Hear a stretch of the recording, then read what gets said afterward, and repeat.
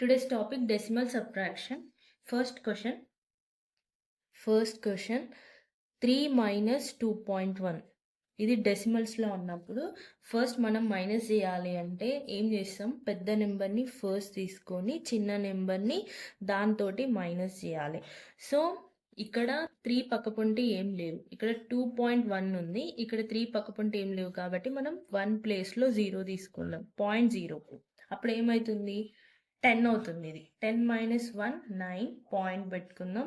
So ఇక్కడ 2 ఉంటాయి, 2 minus 2 0 అవుతుంది. ఇప్పుడు ఇక్కడ 2.1కి మైనస్ ఉంది కాబట్టి 3కి ప్లస్ ఉంది.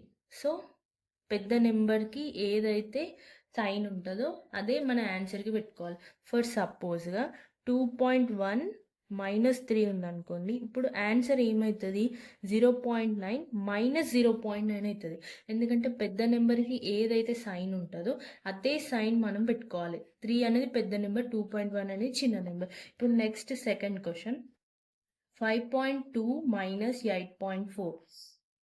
8.4 మైనస్ 5.2 మనం చేయాలి. చేస్తే ఏమవుతుంది, 4 మైనస్ 2 ఎంత అవుతుంది, 2 అవుతుంది. పాయింట్ సి 8 మైనస్ 5 0 అవుతుంది. ఇక్కడ 8 మైనస్ 4కి మైనస్ సింబల్ ఉంది. సో ఆన్సర్ ఏమవుతుంది, మైనస్ 3.2 అవుతుంది.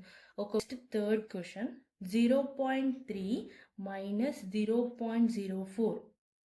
ఇందులో పెద్ద నెంబర్ ఏది, ఇది 0.3 అనేది పెద్ద నెంబర్, 0.04 అనేది చిన్న నెంబర్. ఫస్ట్ ఈ 0.3 ఈ పాయింట్ అనేది సేమ్ ప్లేస్లో రావాలి, దానికి దీనికి. ఇప్పుడు 4 పైన ఏం లేదు కదా, అక్కడ మనం ఏం చేయాలి, 0 పెట్టుకోవాలి. అప్పుడు ఏమవుతుంది, 10 మైనస్ 4 ఎంత అవుతుంది, 6. ఇక్కడ 2 ఉంటుంది. సో ఇటు 1 బార్, 12 మైనస్ 0 అంటే ఎంత, 0 కాదు, దీన్ని మనం 10 అనుకోవాలి. 0ని 10 అనుకోవాలి. అప్పుడు 12 వెళ్ళి 10 పోతే మనకు ఎన్ని మిగులుతాయి, 12.0. ఇప్పుడు మనం చూస్తే 0.3 అనేది పెద్ద నెంబర్, దీనికి సైన్ వచ్చేసి ప్లస్. సో ఆన్సర్ ఏమవుతుంది, ప్లస్ 0.26. ఒకవేళ 0.04 మైనస్ 0.3 చేసారు అనుకోండి, అప్పుడు ఆన్సర్ ఏమవుతుంది, 0.26 మైనస్ అవుతుంది, మైనస్ 0.26. ఎందుకంటే పెద్ద నెంబర్కి ఏ సైన్ అయితే ఉంటుందో ఆన్సర్కి అదే సైన్ పెట్టుకోవాలి.